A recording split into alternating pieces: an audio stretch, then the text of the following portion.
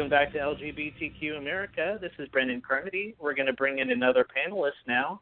Tara Dublin is a mom, writer, voice actor, sarcastic feminist activist who is still with her. Tara Dublin, thank you so much for coming on LGBTQ America. It is my great pleasure. Thanks for having me. There is so much going on both here in Portland, Oregon, and abroad. Is that more than a fair statement? I would say that's the understatement of this horrific year. Absolutely. When is there not something terrible going on, right? Definitely. It's now, constant. We haven't had a chance to hear your what was your immediate feedback? What were you thinking and feeling when you found out that Trump had won the election? I mean, of course I was suitably horrified and traumatized and in a fetal position crying because I couldn't comprehend how it could have happened. And in the aftermath, in the immediate moment, you're just despondent. And then thankfully, day by day, we learn more and more about how they totally stole an absolutely rigged election, that they were in cahoots with the Russians during the campaign, that, all of this underhanded, undermining, just ridiculousness has been going on this whole time. And everyone's just like, oh, okay, they'll just take the White House and then we'll fight them. No, we need to fight them before they can get to the White House because they have obtained this illegally. She's won the popular vote, and that needs to matter. It needs to matter that she's gotten more votes than any other white man who ran for president. It needs to matter that the voice of the people isn't being heard and that the voice of a select few electors get to decide for us. And that is this antiquated, horrible notion.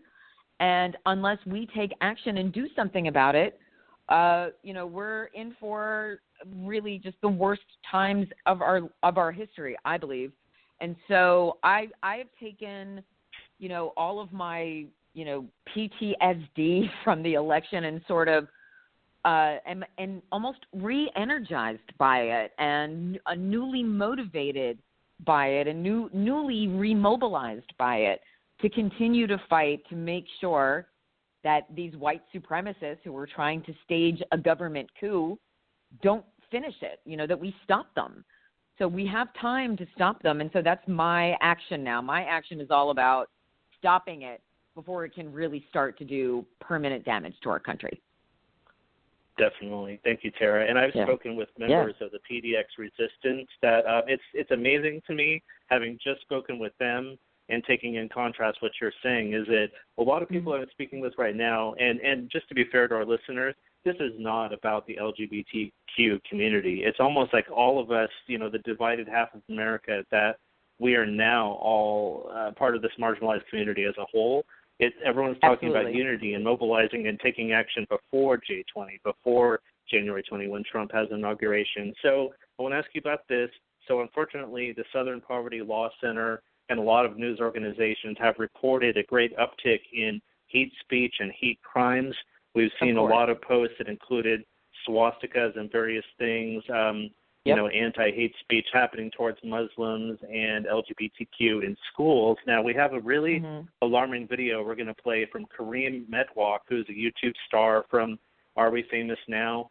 He posted this video on Twitter last night. This is a friend of his that was verbally accosted by a motorist at a traffic stop. So I want to play the clip from Kareem, then I want to get your reaction. Here's what events. Fucking Arab motherfucker, terrorist fucking cocksucker. I don't care, bro. Video. You're a loser. You're not even from here, you motherfucker. Fucking loser. Fuck you and your family, you terrorist fuck. Video all you want. You're an Arab. You're a fucking loser. Sad nigga. Yeah, exactly. Video. What is that gonna do? Trump is president, asshole. So you can kiss your fucking visa goodbye, scumbag. They'll deport you soon. Don't worry, you fucking terrorist. Oh my God, I'm so scared. What you stealing? Fucking Arab fuck. Wow. Well, with him saying, what does it do? What does the filming do? Well, it exposes you. That's what it does. And it's one more incident that we have that we can, instead of saying, oh, this guy said this to me, it's here. Here is video. Here is video of a hate crime. Here is evidence of a hate crime. Do something with this. It's not hearsay. I can see and hear it, so it's real and it's in front of you. So when I hear that, to me, it's almost like, we knew that this hate existed in our country, and if you believe that it did not, then you've been living under a rock, because we know that this exists. I will say that in the last election, it certainly was not like that, or the one before, and the hate speech has grown more emboldened with the rise of the internet. And up until we had the Chode as the candidate for the Republican Party, people didn't really because I can't call him by his name. People really kind of kept a lid on that. It might boil over in the streets if you got into an altercation, but it wasn't every day, and it wasn't all day, and it certainly wasn't every day, all day online. The Chode has given his followers blanket permission to behave this way. He has said it's all right, as he has said it by his example.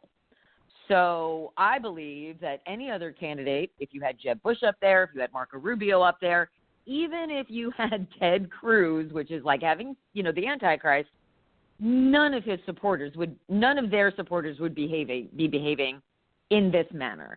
I feel fairly certain in saying that if Jeb Bush had been the Republican nominee, none of his supporters would go out of his way to paint swastikas on churches.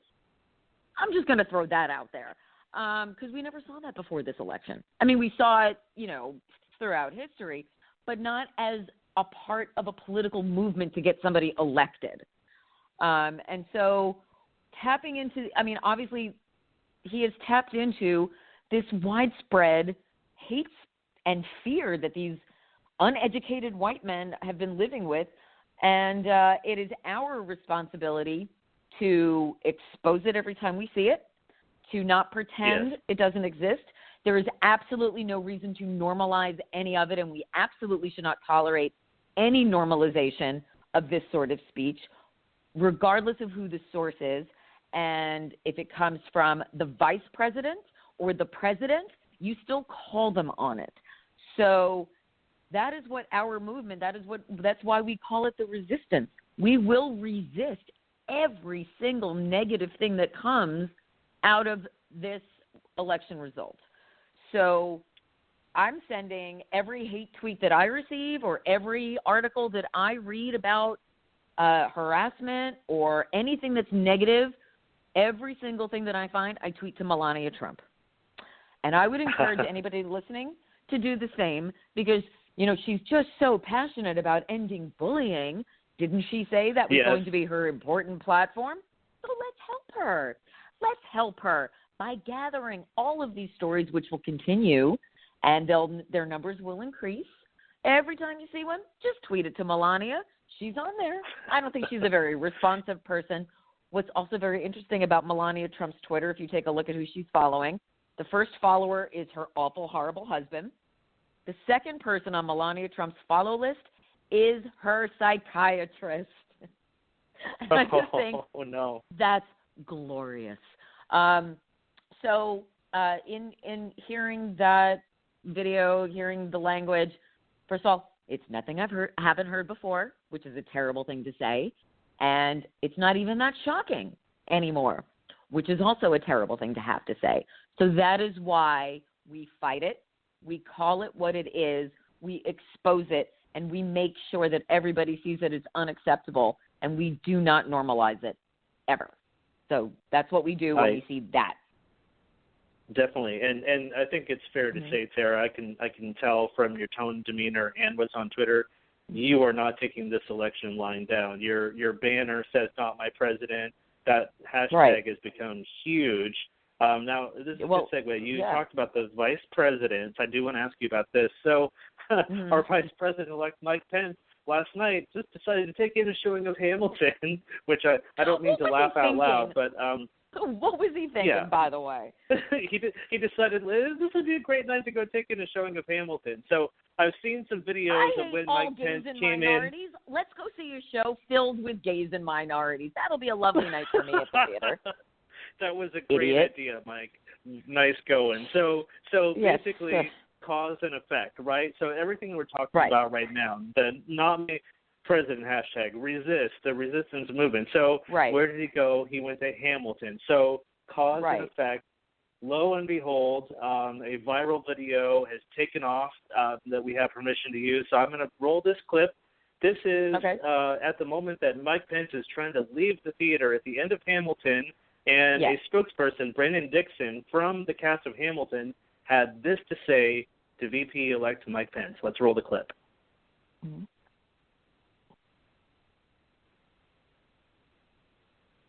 Vice President-elect Pence, we welcome you and we truly thank you for joining us here at Hamilton, an American Musical. We really do. We, sir, we are the diverse America who are alarmed and anxious that your new administration will not protect us, our planet, our children, our parents, or defend us and uphold our inalienable rights, sir. But we truly hope that this show has inspired you to uphold our American values and to work on behalf of all of us. All of us.